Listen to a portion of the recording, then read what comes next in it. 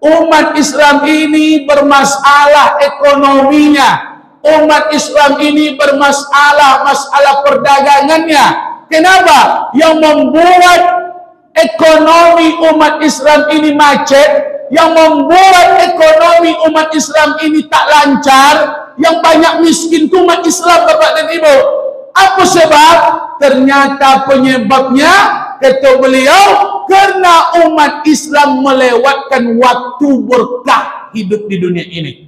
Kalau selagi belum bisa umat ini bangun di pagi hari, salat subuh berjamaah, kata beliau, jangan bermimpi ekonomi umat ini akan hebat. Assalamualaikum warahmatullahi wabarakatuh. Saya bersama Biker Subuhan Pekanbaru Riau dalam kajian subuh Rabu Riyadhus Shalihin di setiap masjid musola di Jalan Kamboja, Rimbo Panjang. Bagi yang sudah bergabung istiqomah, bagi yang belum segera bergabung. Kiamat sudah dekat. Berkah selalu, sukses. Assalamualaikum warahmatullahi wabarakatuh.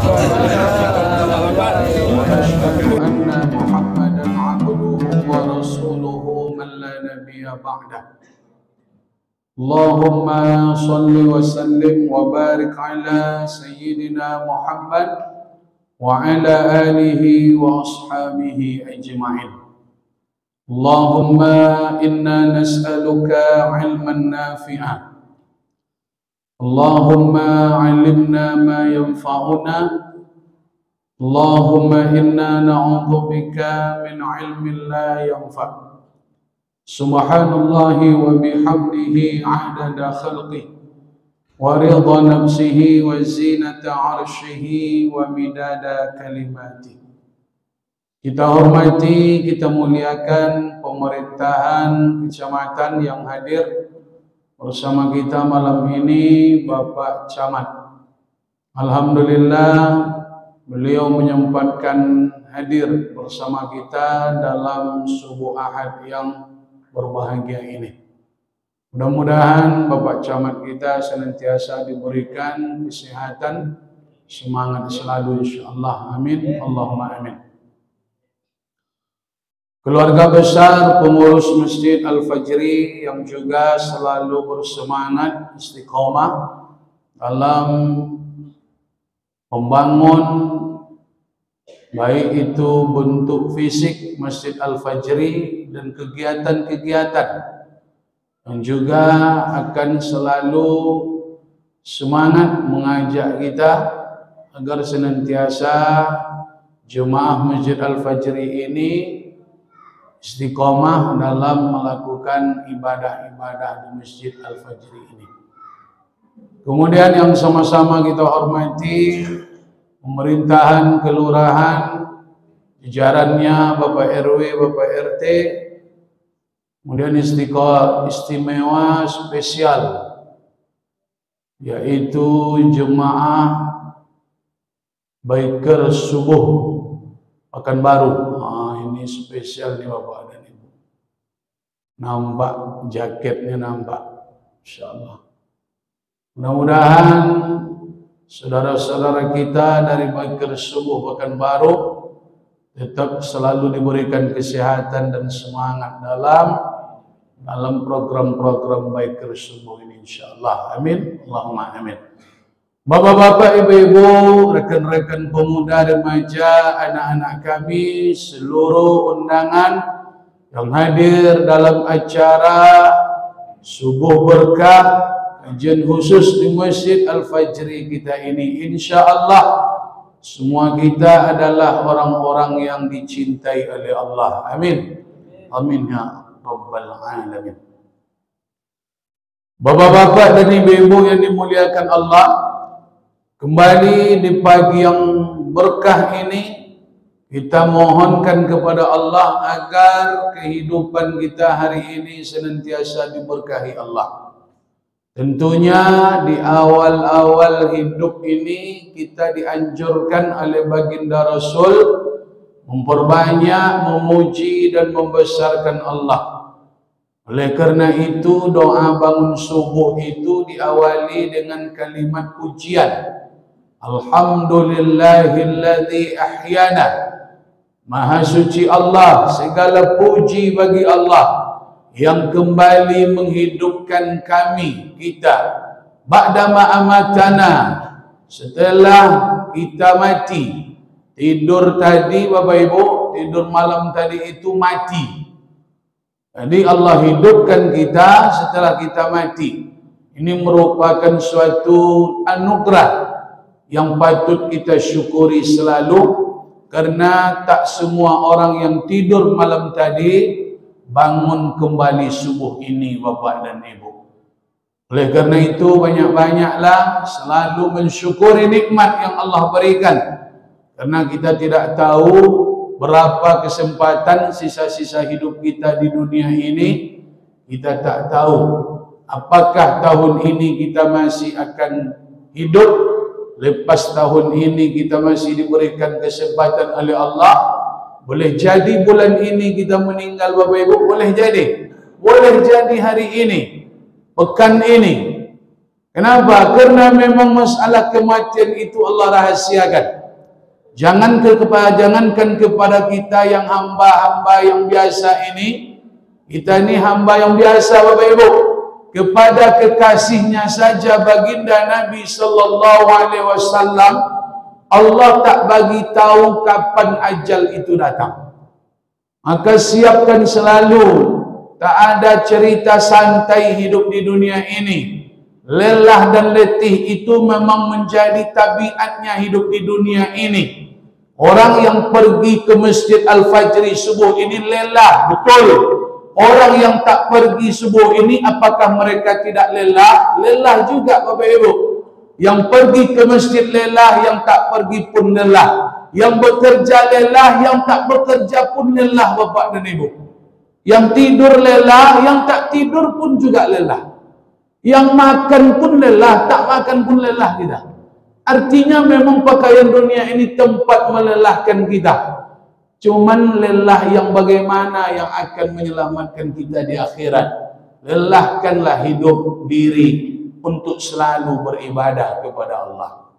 Salawat dan salam, Allahumma salli wa sallim wa barik ala Sayyidina Muhammad wa ala ali Sayyidina Muhammad. Bapak-bapak dan ibu-ibu yang dimuliakan Allah Subhanahu wa ta'ala, kami menengok Bapak dan Ibu, ini program Masjid Al-Fajri ini sudah dikatakan perfect, sempurna. Ditengok bacaannya, daftar ustadz-ustadz yang berceramah itu di luar, itu luar biasa. Ini programnya program yang super ini Bapak Ibu. Cuman masyarakat jemaah Masjid Al-Fajri ini belum merasakan vitamin-vitamin yang dibuat oleh pengurus masjid ini. Ini perlu kita bangkitkan. Kalau tak datang sahabat kita Baikal Subuh ini, malu kita di hadapan Allah juga. Untung ada sahabat Baikal Subuh ini. Ini perlu, jangan kita menganggap kegiatan ini biasa-biasa saja. Tidak semua masjid, masyarakat yang bisa membuat program kajian subuh. Kalau ada masjid yang pengajian maghrib isanya tiap malam, itu biasa Bapak Ibu. Bukan sekali sepekan, tiap malam dia taklim. Ba'da maghrib sampai ba'da isya. Itu biasa. Belum bisa dikatakan biasa, luar biasa. Yang wirid tiap malam masjidnya, maghrib isya tiap malam, itu biasa. Yang luar biasa mana Pak Ustaz?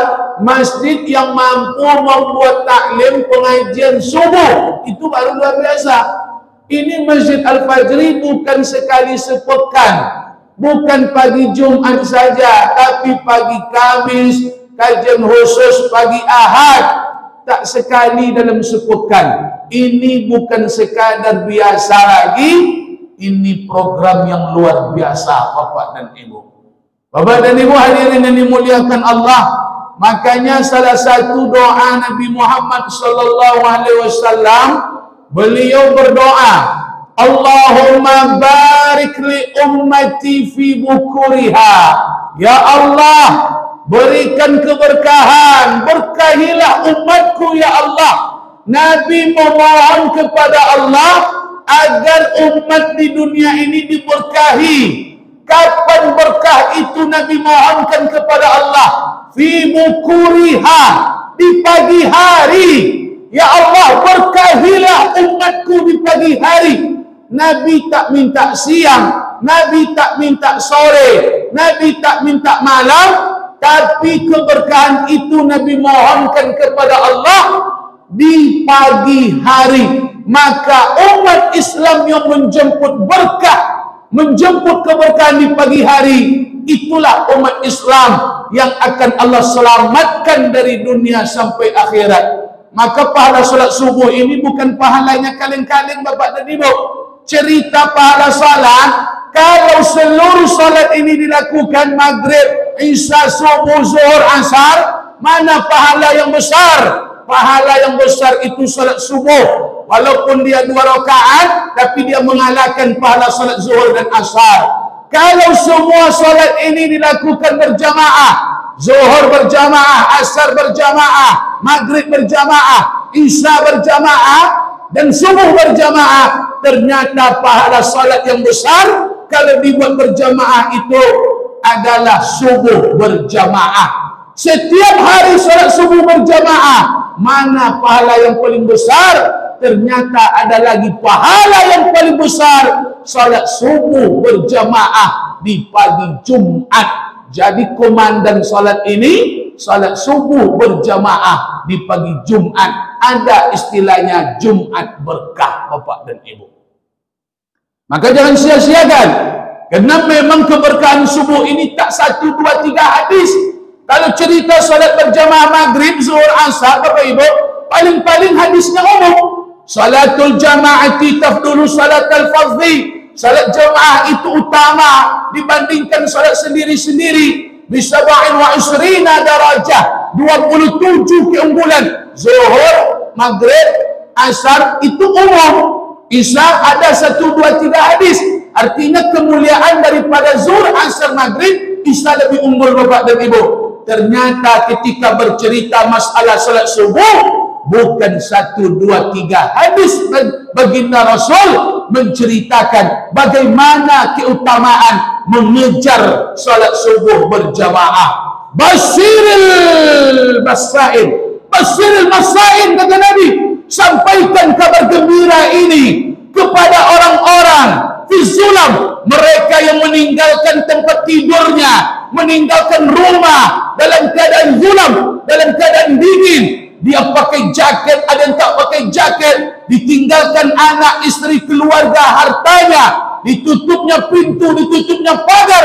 Dia pergi melangkah di waktu zulam. Waktu zulam itu waktu gelap gulita, subuh Bapak dan Ibu. Siapa yang melangkahkan kaki di waktu subuh, kabar gembira itu kata Nabi, sampaikan kepada orang yang melangkahkan kaki di waktu zulam, waktu subuh gelap gulita, dengan cahaya yang sempurna di hari kiamat. Yang datang salat subuh pagi ini bin nurit tammah yaumul qiyamah, dia mendapatkan cahaya sempurna pada hari kiamat. Hari kiamat kalau diceritakan Bapak dan Ibu, takut kita. Kalau diceritakan bagaimana luar biasanya hari kiamat, itu Masya Allah, luar biasa kegelapannya, luar biasa kesulitannya, penderitaan umat di hari kiamat di padang mahsyar, gelap minta ampun Bapak dan Ibu. Namun hari itu ada manusia yang diberikan cahaya oleh Allah. Siapa nanti yang terang benderang? Allah berikan cahaya ketika tak ada cahaya pada saat itu. Salah satunya adalah hamba-hamba yang meninggalkan rumah di waktu gelap gulita, dia hadir mengejar salat subuh berjamaah. Begitulah luar biasanya kesempatan yang diberikan Allah di waktu subuh ini Bapak dan Ibu. Dalam hadis yang lain, man shalla subha, siapa yang berjamaah, hadir dia salat subuh berjamaah, fahuwa fi dhimmatillah, dia diberikan perlindungan jaminan oleh Allah Subhanahu wa taala. Tak ada jaminan perlindungan yang lebih hebat, yang lebih mantap, yang lebih luar biasa, melainkan perlindungan jaminan dari Allah. Tidak ada yang bisa menjamin keamanan kita hidup di dunia ini.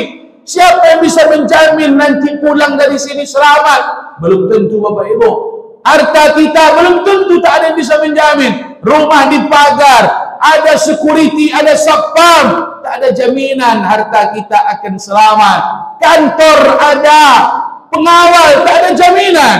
Yang akan kita inginkan hidup di dunia ini, jaminan yang luar biasa itu, kalau Allah sudah menjamin kita, tak ada lagi yang bisa memudaratkan kita di dunia ini. Maka carilah jaminan perlindungan Allah dengan mengejar salat subuh berjamaah. Bapak dan Ibu yang dimuliakan Allah Subhanahu wa taala, maka waktu berkah itu Imam Ibnu Hajar dalam sebuah hadis beliau berkomentar, dibaginya waktu berkah itu menjadi 3 Bapak dan Ibu. Yang pertama, waktu berkah itu disebut dengan al-ghadawah. Waktu ghadawah, kapan tuh Pak Ustaz? Waktu subuh. Ini berkah ini Bapak Ibu, jangan kita sia-siakan waktu subuh ini. Waktu berkah yang pertama itu mulai dari waktu fajar sampai terbit matahari, itu waktu yang berkah. Maka kejarlah salat subuh berjamaah karena pahalanya luar biasa. Kemudian waktu yang berkah itu dari tergelincir, dari naik matahari sampai tergelincir nanti matahari, itu waktu duha. Waktu berkah yang kedua, manfaatkan, luangkan kesempatan untuk beribadah. Salah satu ibadah yang bisa dilakukan adalah salat duha. Kemudian waktu berkah yang ketiga itu adalah waktu duljah, waktu sebelum subuh. Waktu sebelum subuh, sepertiga malam terakhir, itulah waktu yang luar biasa yang Allah berikan kemuliaan untuk orang yang beribadah di waktu itu Bapak dan Ibu. Maka tolak ukur ketaatan bukan ibadah di siang hari. Kalau jemaah Masjid Al-Fajri datang, dia salat zuhur berjamaah, salat asar berjamaah, isya maghrib berjamaah, itu belum disebut taat. Orang yang siang hari taat, bisa dia berjamaah, baca Quran, puasa sunat, itu belum bisa dikatakan orang taat Bapak dan Ibu. Ukuran orang taat itu orang yang mampu beribadah di sepertiga terakhir waktu malam, waktu duljah. Apa kata Nabi dalam hadis yang lain? Jifatum bil lail wa himarim bin nahar. Dia seperti bangkai di malam hari, seperti keledai di siang hari. Kita ini banyak seperti keledai siang hari, seperti bangkai di malam hari. Apa maknanya Pak Ustaz? Siang hari kuat awak, keledai itu bahasa kiasannya kuat. Keledai ini hewan yang luar biasa tenaganya, bahkan selalu digandengkan dengan tenaga kuda. Keledai ini luar biasa Pak.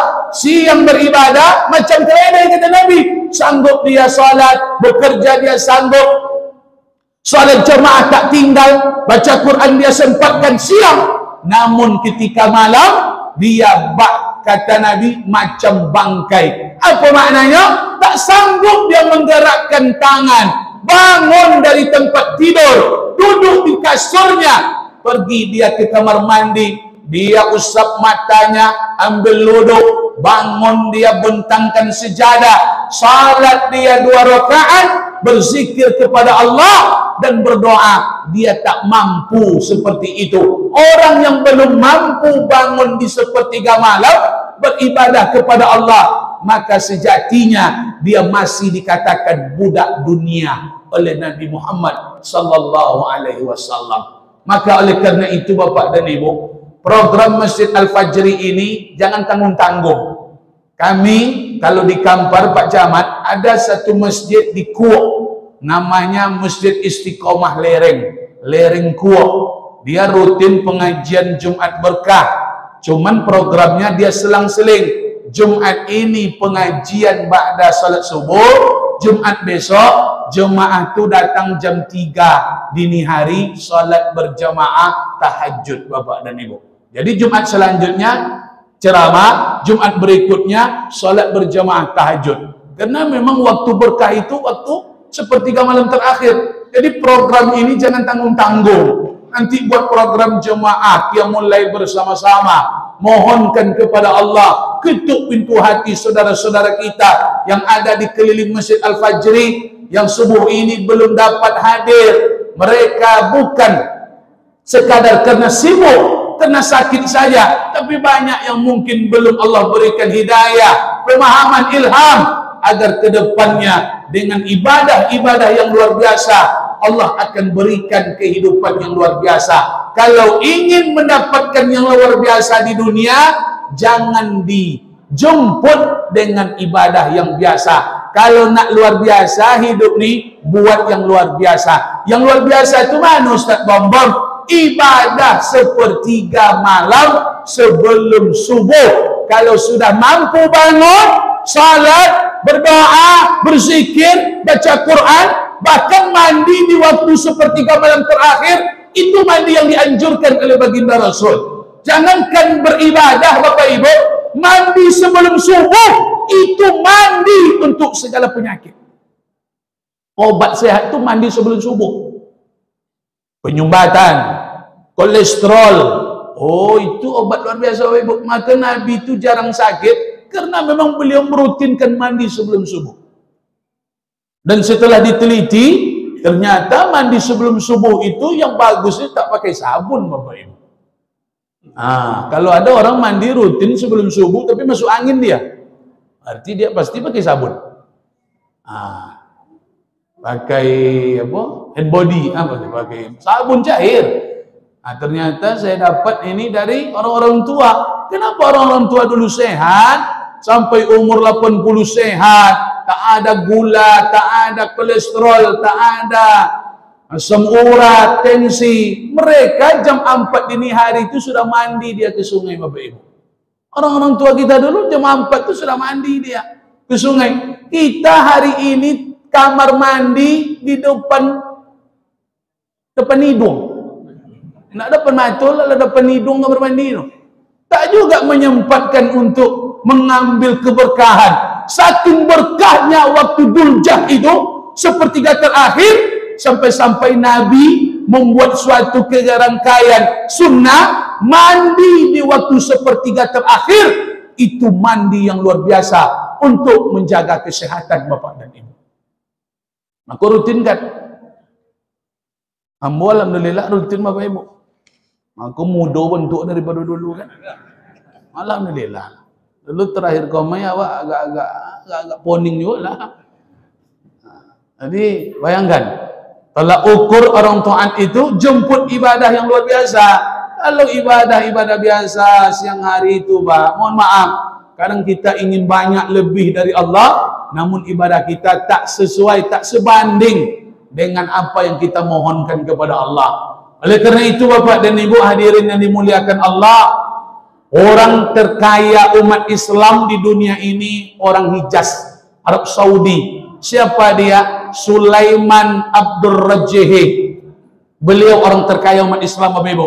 Bukan orang terkaya di dunia, tapi umat Islam terkaya. Sulaiman Abdurrajih. Dia yang punya kebun kurma puluhan ribu hektar. Dia sedekahkan hasil kebun kurma setiap bulan Ramadan. Jadi kalau yang umrah di bulan Ramadan itu, kurma yang kita nikmati di Masjid Haram, Masjid Nabawi, Pak, itu sedekah impak dari kebun kurma Sulaiman Abdurrajih yang kebun kurmanya puluhan ribu hektar. Apa kata beliau? Mohon maaf nih Bapak Ibu, beliau bukan orang cendekiawan, bukan orang pendidikan sampai S3, doktor, profesor. Mohon maaf, dalam riwayatnya, di dalam datanya, beliau hanya seorang hamba yang tamat sekolah dasar Bapak dan Ibu. Jadi ini luar biasa menjadi motivasi. Dia menjadi orang sukses, orang yang luar biasa. Apa kata beliau? Beliau mengambil kutipan Imam Ibn Qayyim Al-Jauziyah di dalam kitab Zadul Ma'ad. Umat Islam ini bermasalah ekonominya. Umat Islam ini bermasalah masalah perdagangannya. Kenapa? Yang membuat ekonomi umat Islam ini macet, yang membuat ekonomi umat Islam ini tak lancar, yang banyak miskin itu umat Islam, Bapak dan Ibu. Apa sebab? Ternyata penyebabnya, kata beliau, karena umat Islam melewatkan waktu berkah hidup di dunia ini. Kalau selagi belum bisa umat ini bangun di pagi hari, salat subuh berjamaah, kata beliau, jangan bermimpi ekonomi umat ini akan hebat. Apa buktinya Pak Ustaz? Yang memaci ekonomi awak gini, Bapak Ibu, itu orang-orang yang bangun pagi hari. Jangan terkejut kalau mereka yang memaci ekonomi, toko bangunan terbesar Pekanbaru, bukan orang awak. Mohon maaf, ini bukan saudara kita Islam. Yang memaci ekonomi, masalah HP elektronik, bukan saudara kita umat Islam. Siapa mereka? Mereka yang paginya sudah bangun, sore ditutupnya ruko, malam dia tidur, subuh dia sudah bangun. Tengoklah kalau tak percaya. Mereka lah penguasa ekonomi hari ini. Siapa mereka? Mereka yang mengejar impian hidup. Apa yang disampaikan Nabi 14 abad yang silam, itu justru lebih dulu mereka yakini, sehingga umat Islam jauh tercecer. Umat Islam subuh-subuh, Bapak dan Ibu, mohon maaf, awak tak sanggup untuk bangun pagi. Ambil ceramah Bengkalis, ada ruko Bapak Ibu, sudah bisa makan lontong jam 4:30 subuh, bisa makan goreng-goreng angik jam 4:30. Kalau di situ tak ada goreng itu masalahnya. Itulah jadi masalah di situ tuh kan. Dia mau ngeliling tuh kojut ada sebuah ruko 2 pintu, bisa makan gorengnya lengkap. Cuman sayang 1000 kali sayang, yang punyanya bukan saudara kita, Bapak dan Ibu. Itu aja masalahnya. Rupo yang membuat itu tuh bukan saudara awak. Umat Islam mame kambiu ya bo nyompe rolun nyompe gua. Kalau di Kampar, Pak Camat, ada nagari namanya Penyasawan Rombio. Kampung Pak Camat dia. Tahu Pak Camat? Ada 2, 3, mohon maaf, 2 tempat, bahkan dulu sampai 3. Saudara kita kalau Penyasawan nih Pak, itu rata-rata mereka usahanya sate Pak Camat ya. Tersebut sate Penyasawan. Rupanya ada 2 tompek yang bisa kita makan sate jam 4:30 Bapak Ibu. Aduh. Apa maknanya Pak Ustaz? Betul apa yang disampaikan Nabi. Mereka jam 8 Pak dah tutup warungnya. Yang lainnya buka pagi jam 8 itu masih belum niaga. Mereka jam 8 dah tutup Bapak Ibu. Betul apa yang disampaikan Nabi. Hidup berkah itu kejar keberkahan. Allah mudah untuk membuat hidup ini berubah.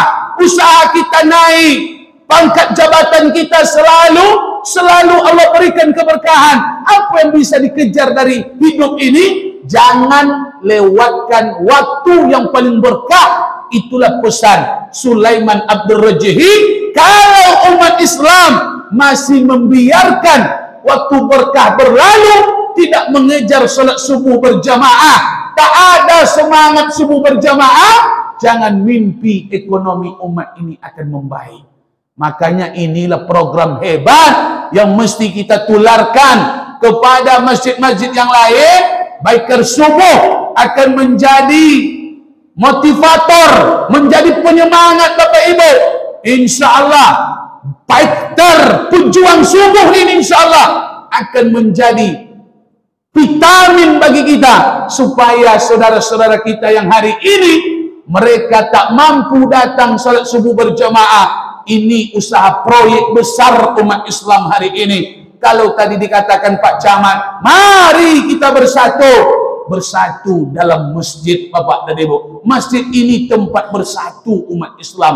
Kalaulah umat ini pemalas ke masjid, maka seperti ini teruslah keadaan umat ke depannya. Maka oleh karena itu, satukan visi langkah Bagaimana kita kejar waktu berkah yang Allah janjikan. Keberkahan itu Bapak dan Ibu, kata ulama, cuman setetes yang Allah turunkan ke dunia ini. Barokah yang turun pagi ini, itu cuman setetes Bapak dan Ibu. Setetes itulah yang kita perebutkan setiap pagi. Awak umat Islam kok, rupanya yang setetes itu disikonya kok rupanya. Awak setetes itu yang awak jemputnya, rupanya setetes itu disiko kolunya. Lolok pagi bang. Padahal berkah itu cuma setetes, itulah yang diperebutkan umat di dunia kok. Kalah awak. Dapat di orang. Itu makanya ekonomi awak kok sodak. Orang nampak dah mak ya, nak buka lahannya. Sampai ke Rempang dan kan itu yang mengajar waktu barokah tu. Betul tidak tu? Awak mana mengangu je awak le. Awak lolok je subuh. Umat Islam ku kajian dipakainya apa? Berdagang sampai jam 3 subuh.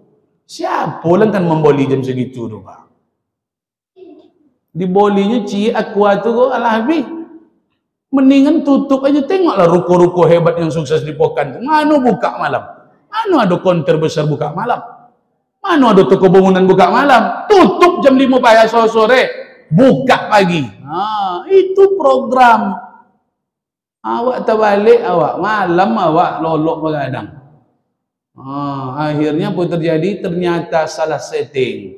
Makanya subuh berkah ini jangan kita sia-siakan. Bahkan kedepannya program ini akan lebih hebat. Saya yakin dan percaya nanti Pak Pengurus buatlah sekali sebulan program solat tahajud berjamaah. Itu imamnya tadi Bapak dan Ibu. Kalau itu imam solat tahajud tak menangis jemaah Masjid Al-Fajar, itu hatilah koreh betul. Ambo Pak ya, ikulah lama ambo hadir solat subuh berjamaah. Itu saku ambo tak tertanda yang mati ambo. Nak melulung ambo tadi lah. Konang anak bini di rumah. Nak serius Bapak Ibu. Kalau itu imamnya solat tahajud, demi Allah, sekoreh hati pun pasti dia menangis. Rugi Masjid Al-Fajar tak membuat qiyamul lail berjamaah ni. Percayalah. Buatlah ibadah-ibadah yang luar biasa dalam hidup ni. Biar Allah berikan yang luar biasa tu Bapak Ibu. Kalau ibadah-ibadah biasa kita buat, jangan mimpi dapat yang luar biasa. Kalau nak luar biasa, buat yang luar biasa. Nanti buat, biar lu bersepuluh lah Pak Pengurus. Bersepuluh baiklah, lanjutkan program. Pilih waktu-waktu sebulan nanti yang ada liburnya. Luar biasa. Cari waktu spesial, bukan lagi waktu kajian khusus, kajian ahad khusus ya. Ini spesial di atas spesial lagi. Menjemput keberkahan yang luar biasa. Waktu Duljah, sepertiga malam terakhir, kita dirikan, kita bangun, salat, kita berzikir, memohon kepada Allah. Dalam hadis kudusi Bapak dan Ibu, dalam sebuah hadis, Allah Subhanahu wa Ta'ala turun ke langit dunia sepertiga malam terakhir. Dia menengok di dunia ini, siapa hambaku yang berdoa, dia akan kabulkan Bapak dan Ibu. Siapa hambaku yang memohon, ampuni ya Allah, dia ampuni, Allah akan berikan ampunan. Siapa yang mengeluh kesahkan masalahnya kepada Allah, Allah akan berikan solusinya. Bahkan itulah bagaimana keutamaan salat tahajud. Langsung Allah katakan balasannya dalam Al-Quran. Ayat yang dibaca oleh Pak Imam kita tadi Bapak dan Ibu. Itu ayat balasan salat tahajud. Kok jalan tuh? Ambo kalau sempat ada macam tu nanti mungkin kalau di Pekan ambo tidur datang ambo besok. Yang tadi imamnya. Jadi tukar. Kalau bisa kan? Itu Bapak dan Ibu yang dimuliakan Allah Subhanahu wa Ta'ala. Jadi apa menjadi virus besar umat ini? Betul. Imam Ibnu Qayyim pun menuturkan di dalam kitabnya, selagi umat ini tak mampu bangun pagi, Bapak Ibu, dipastikan kehidupannya tidak akan mendapatkan kejayaan. Anak-anak muda kita hari ini, itulah penyakit besar hari ini. Mereka begadang sampai jam 4, mereka lewatkan solat subuh, mereka tidur sampai matahari naik, bangun jam 11, makan, pergi lagi macam biasa, bolak-balik keluyuran sana ke sini, solat tinggal sampai malam, main, pegang HP main, habis baterai colokkan ke listrik, bertali-tali HP dipakai jual, macam itu tiap malam. Betul, ini pasti akan mengalami permasalahan besar.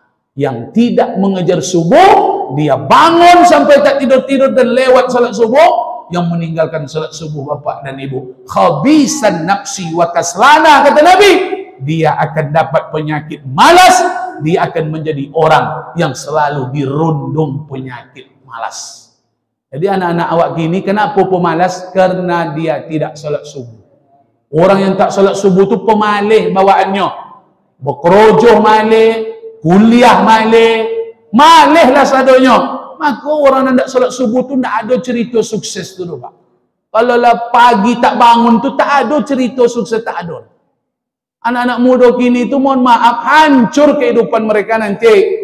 Sudahlah tak salat subuh, begadang malam. Yang begadang malam ini Bapak Ibu, penyakit sekarang di rumah sakit tu jangan kita terkejut. Penyakit kronis tu sekarang sudah menjadi langganan. Dulu kalau kita mendengar cuci darah tu, mohon maaf, merinding bulu roma ni mendengar Pak, si anu cuci darah. Sekarang cuci darah ni menjadi penyakit biasa lagi Pak.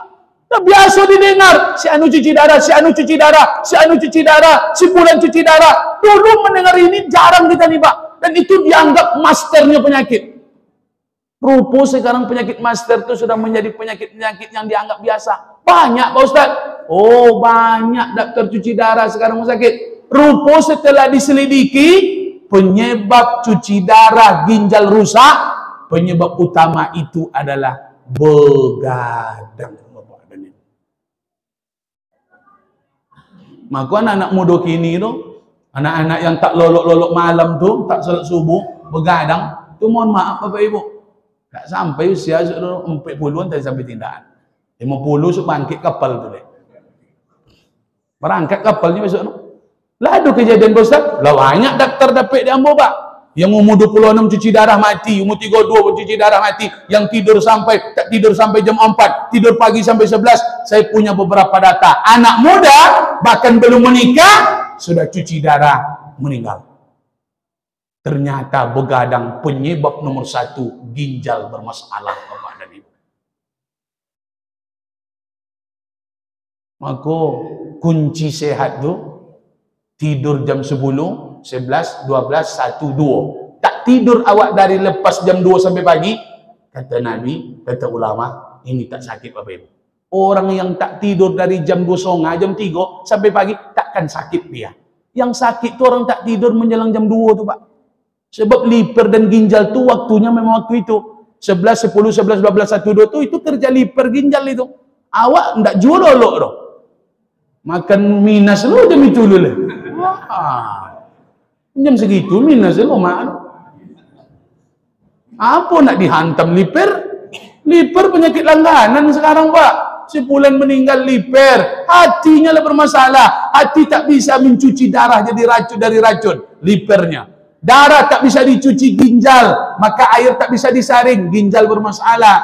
Malam sudahlah kurang minum, ditambah begadang, ginjal bermasalah. Maka anak-anak muda kita sampaikan kaji pagi ini. Hidup nak sukses, pesan orang hebat, orang sukses umat Islam. Jangan sia-siakan waktu pagi, waktu subuh berkah. Salat subuh kalau sudah tinggal, tak ada cerita. Anak muda akan berjaya di masa depannya. Yang berjaya itu mereka yang bangun pagi, kejar salat subuh berjamaah, tengok kehidupannya, apapun kegiatan yang dilakukannya, Allah lindungi, Allah berkahi. Karena janji Allah, orang yang mengejar subuh ini pasti mendapatkan keberkahan Bapak dan Ibu. Nanti undangan-undangan untuk anak muda ini spesial kan. Perlu diundangan anak muda aku dibelikannya paket gak 3 giga. Biar datangnya Pak Pengurus. Datangnya besok dong. Kalau makan-makan pagi sate kau nak tolok dong. Tolok-tolok dek sate ke ni. Tapi kalau paket gak 3 giga itu tabulalang matanya dong. Baik paket gagak 3 liono, apa ibu yang ada kelebihan rezeki, mohon maaf nih, saya selalu menyampaikan di mana-mana. Orang yang dermawan, orang kaya dermawan nih Pak, termasuk bintang utama membuat masjid ini makmur. Ini luar biasa Pak. Saya mensurvei di mana-mana, kalau orang kaya-kaya, dermawan ada di keliling masjid, dipastikan masjid itu makmur insyaAllah. Jadi awak yang ada kelebihan rezeki, kepikirkan politik, siasat, bagaimana mengait jemaah itu Pak. Ada sebuah masjid, orang ini mohon maaf kaya nih Pak, menengok jemaah tak datang-datang salat subuh tu, dibuatlah program. Siapa yang hadir salat subuh rutin nanti 1 bulan, paling alpanya sekali 2 kali, dibelikan sama orang kaya tu jubah Pak, langsung dipesan ke Bandung. Sekarang masjid itu jemaah laki-lakinya sudah punya jubah 7 pasang Pak. 7 pasang. Iya 7 pasang. Ya memang Bapak tu program sudah setahun. Memang materinya luar biasa. Di posannya jubah langsung. Tanya sama apa berapa nomor ukuran bajunya, X di posannya. Oh, gini lah melotui jemaahnya subuh Pak. Pertama cari jubah, kedua cari jubah. Kalau lah 5 jubah, ikhlas awak salat. Nah, ria-ria le, tak masalah. Amal ibadah itu memang tak semudah membalikkan telapak tangan untuk ikhlas Bapak Ibu. Memang perlu diberi motivasi. Maka anak-anak itu kenapa mereka dikasih hadiah? Supaya mereka itu nanti besarnya sudah bisa ikhlas. Kalau baru mulai sebesar iko ibadah Pak, ikhlas itu payah. Maka anak-anak itu dikasih hadiah puasa, nanti kasih hadiah ayam kaki. Nanti dia kalau terawih kasih hadiah duit. Nanti kalau dia sholat kasih hadiah buku baju baru. Memang anak-anak ini harus ditempa dengan hadiah. Karena ikhlas ini itu sulit Bapak Ibu.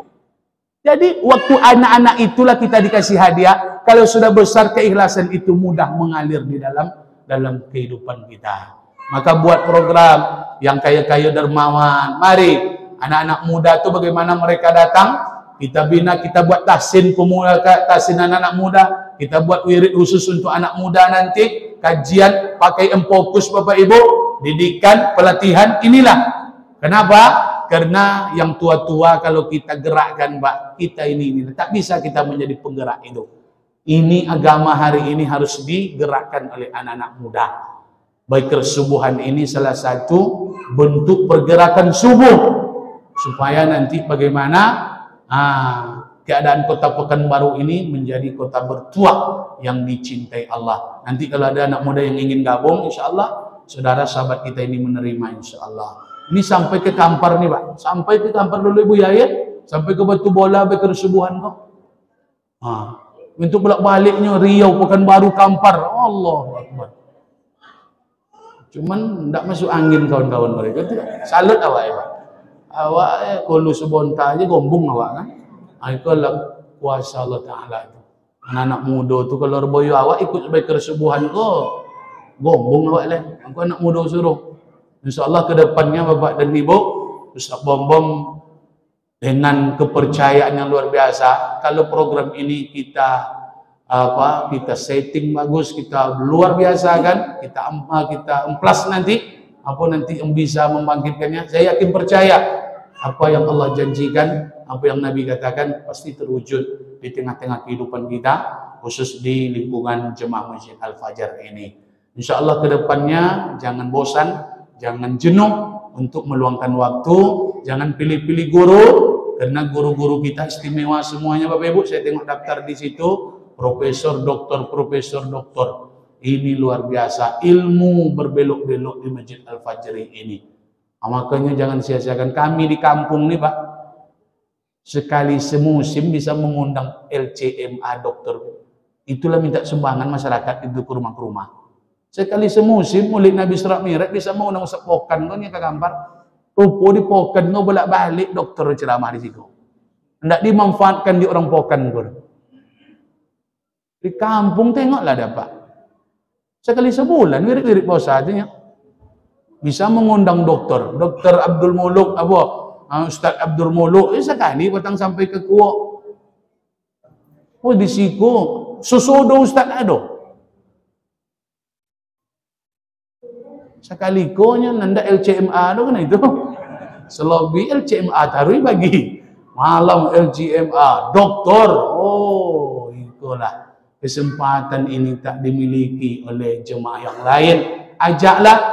Terakhir Ustaz Bom katakan, rangkaian ibadah yang luar biasa itu Bapak Ibu. Ini saya yakin ruhnya Baker Subuhan ini tak lain tak bukan apa? Jihad, dakwah. Kalau ingin dapat pahala besar itu dakwah. Berdakwah, ajak orang saudara-saudara kita untuk kebaikan. Pahala kita ini besar Pak, karena bukan ibadah kita, karena ibadah orang yang kita ajak. Kalau cuma mengandalkan ibadah kita ini Pak, takkan banyak bekal kita mati. Berapalah kita banyak ibadah. Kalau nak banyak ibadah itu investasi terbesar itu dakwah. Nabi itu dakwah kendaraan nih Bapak Ibu. Kenapa Nabi bisa nanti jumpa dengan Allah dengan cepat? Karena di dunia ini mereka dakwah, itulah programnya. Kendaraan yang paling hebat itu dakwah, mengajak orang itulah. Makanya carilah saudara-saudara, kawan-kawan, konco, sahabat awak itu bisa awak ajak. Satu orang yang kita ajak nilainya bahkan mengalahkan onta merah, kata Nabi. Kendaraan paling mewah di dunia, Lamborghini. Apa lagi? Hammer. Berapa harganya? Miliaran. Ternyata itu dengan mudah Allah bagi dengan kita di akhirat. Bambang, kau kendaraan hebat, kendaraan mewah, balasan itu dapat di akhirat. Terkejut manusia nanti hari itu. Kenapa kita bisa mendapatkan balasan semewah itu? Karena di dunia kita mengajak orang kepada kebaikan. Mengajak orang ke masjid ini satu orang Pak, itulah yang dapat pahala orang. 2 orang, 3 orang. Aku ajak besok programnya 1 orang wajib bisa membawa 1 orang ke masjid. Kalau bisa macam tu melotui masjid kau besok. Jemaahnya melotui nak masjid kau melotui nak. Jemaahnya melotui. Ajaklah. Pasti ada sahabat-sahabat awak yang bisa awak ajak. Tak bohonginya kalau diajak.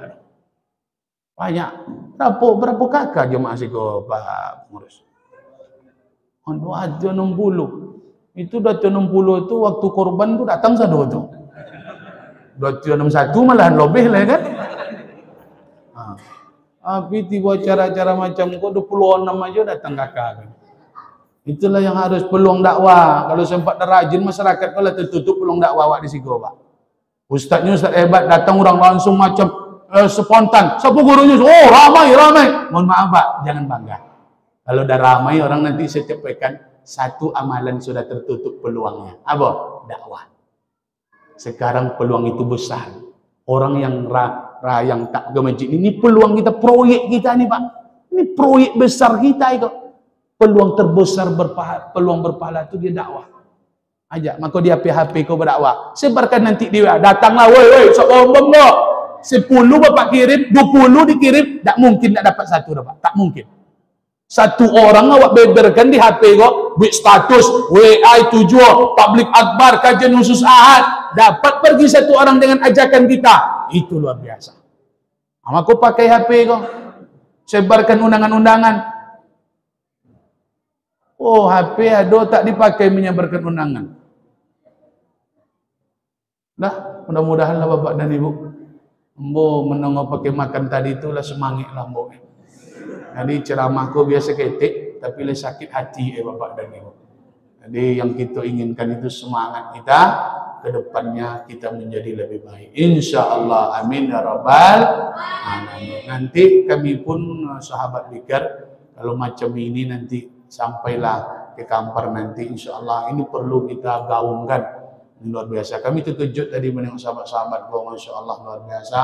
Ini akan menjadi motivasi kita amin untuk kita bersama. Mudah-mudahan negeri kita diberkahi Allah dan negeri-negeri saudara kita yang hari ini dizalimi, semoga Allah berikan kemudahan, solusi, jalan keluar. Mudah-mudahan mereka Allah berikan kekuatan, keselamatan insya-Allah. Amin ya rabbal alamin. Terima kasih Bapak dan Ibu. Segala ucapan tak berkenan tutur kata menyinggung kepada Allah kami memohon ampun. Kepada kita semua yang hadir subuh ini permohonan maaf dari lubuk hati yang paling dalam. Subhanakallahumma wa bihamdika asyhadu an la ilaha illa anta astaghfiruka wa atubu ilaik. Wassallallahu ala sayyidina Muhammad wa ala alihi wa sahbihi wa baraka wa sallam. Akhirul kalam. Wassalamualaikum warahmatullahi wabarakatuh.